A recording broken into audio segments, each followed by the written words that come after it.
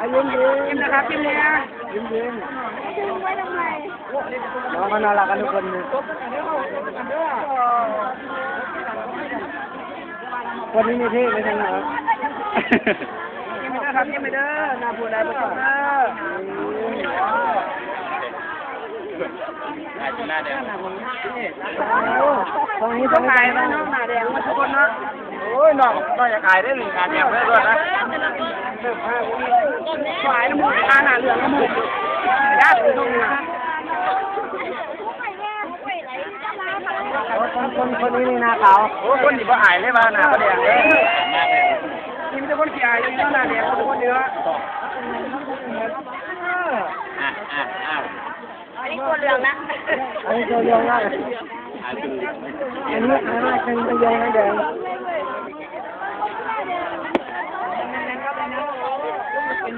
โอ้ตามมานะ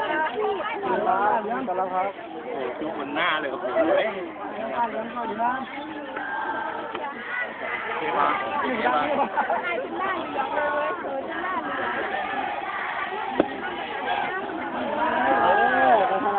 ลงหน้าเขายิ้ม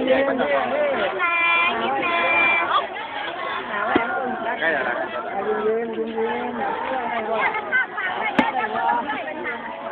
มองหน้าด้วยยิ้ม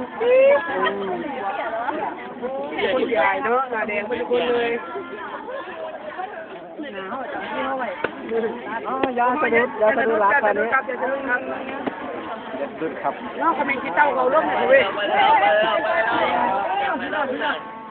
เดี๋ยวผมจริงมาพูดเล่นเยอะเอาทำมาทำมาดับน้องวะโอเค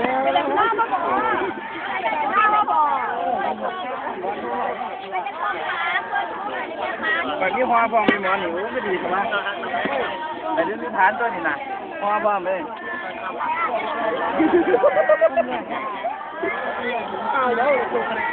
มาตันได้แก้วแล้วมาตันได้แก้วน่ะแก้วเนี่ยเพิ่นเอาให้ไปน้ำหมดจังเลยหน้าแดงเลยทึกเนาะเลยทึกบ่ได้เลยทึกกินละทึก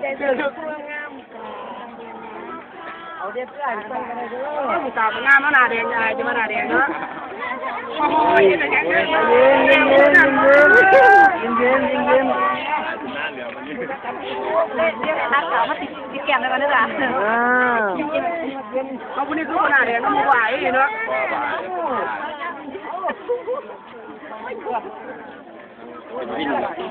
เอาอันนี้ยังบอกว่าอันนี้ต้องมารักผมต้องเสียยังลุงใจสงไม่รู้ไม่ก่อนเราเป็นชมขอเป็นนีเวียได้ปะเขาเป็นนีเวียได้ปะเอาก่อน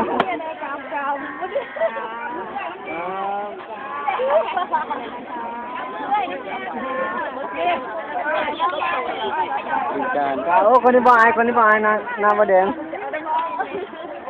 ตรงนี้ไปยินต้อนรับมันหรอกมีคนสื่อสารนี่แล้วก็ต้องต้อนรับมันมีคนสื่อสารไอ้แดงก็บุรีอยากรู้มีเหรอมีเดียวไปไม่ได้เข้าเลยครับเกี่ยวครับ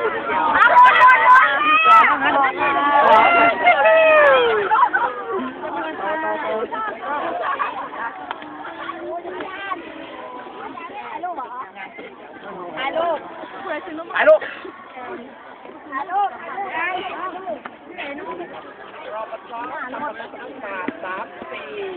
ยังไม่ได้เป็นยังคือโค้งมันคือที่ว่าแอม